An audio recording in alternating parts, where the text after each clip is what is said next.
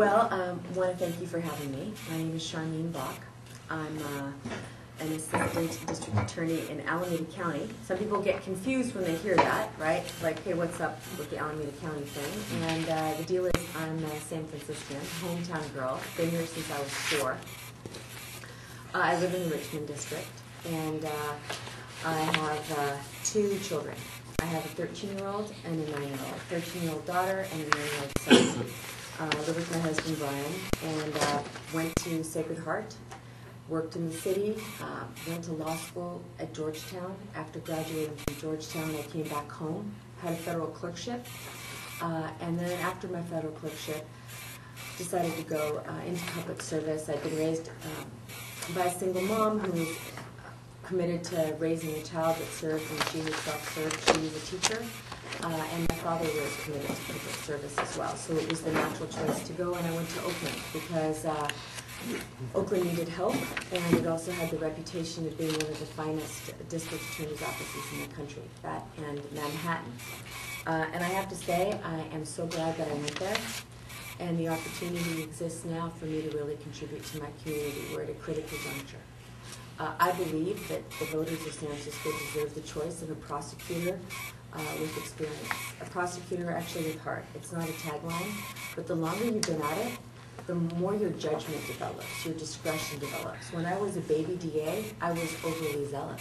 And you know, with experience, we almost switch roles. I have very, very strong support from defense attorneys. You know, and they're like, oh, my guy's so guilty. And I'm like, yeah, but let's not send him to prison. You know, let's invest in social programs rather than in prisons. And so we almost switch roles. That's the irony. And right now my job is, I've worked my way through almost every division in my office. And I'm now in senior management. I am the assistant in charge of special operations. What that means is I lead all the elite trial teams, from sexually violent predators, sexual assault, public integrity, and corruption, which is a very important unit that we need to be revamping here in San Francisco. Yeah. Let me tell you. DNA, again, really very salient issue for San Francisco. I don't know if you've all read the San Francisco Weekly article. I urge you to, if you haven't. And also human trafficking. Let me tell you about human trafficking. It's a national epidemic in our country. We have young children being sold for sex on the street.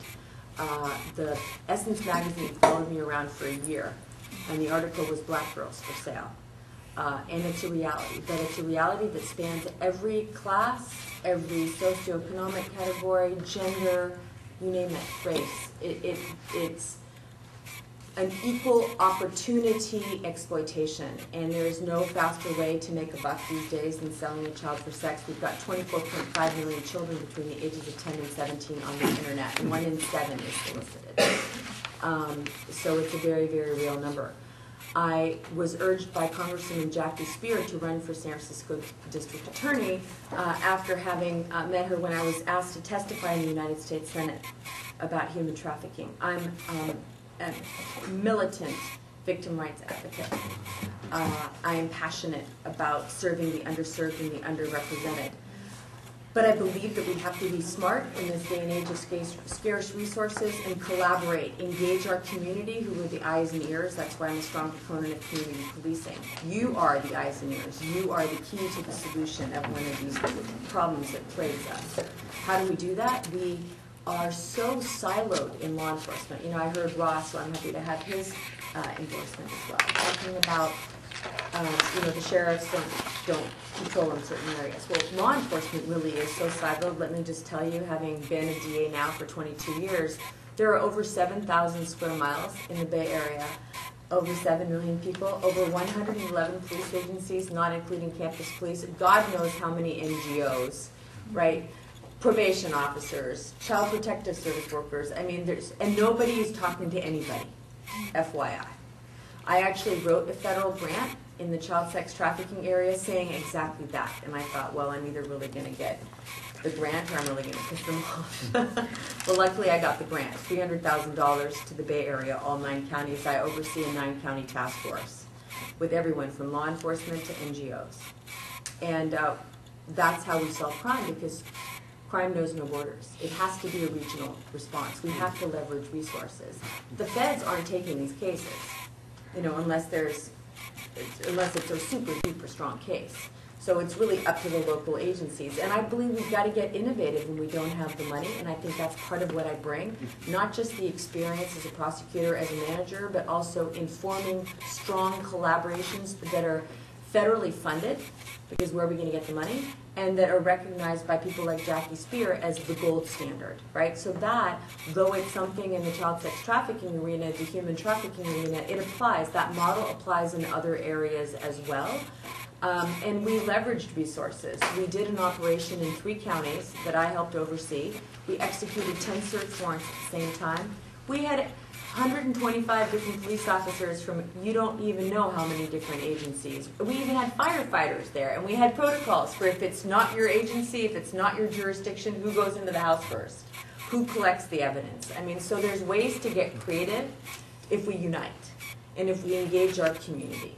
We undercovered a ring where people were being brought in from Taiwan, passports taken, and it was awesome to have everyone there. We even had victim witness advocates that spoke Chinese to help support the victims as they were taken, because I believe they are actually victims, even though they're being forced to do things against them, because they're being forced to do things against their will. So you take that same collaborative approach and you apply it to an area that is of critical importance to us here in the city, DNA.